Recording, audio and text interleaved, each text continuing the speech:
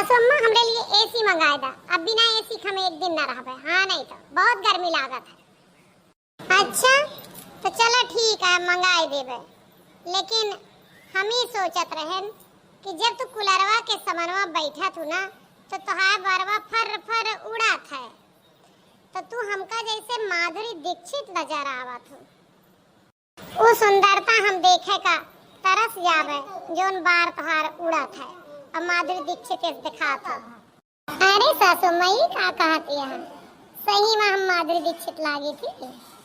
हाँ बताइए जरूर तू माधुरी दीक्षित लागत हो जब बार तोहार कूलर के आगे उड़ा था। लेकिन कोनो बात नहीं ना हम तोरे खुशी के लिए एसी मंगवाई दी थी। कोई बात नहीं ना लागी तू माधुरी दीक्षित। अरे ना सासू अम्मा एसी मंगावे के कोनो जरूरत नहीं ना।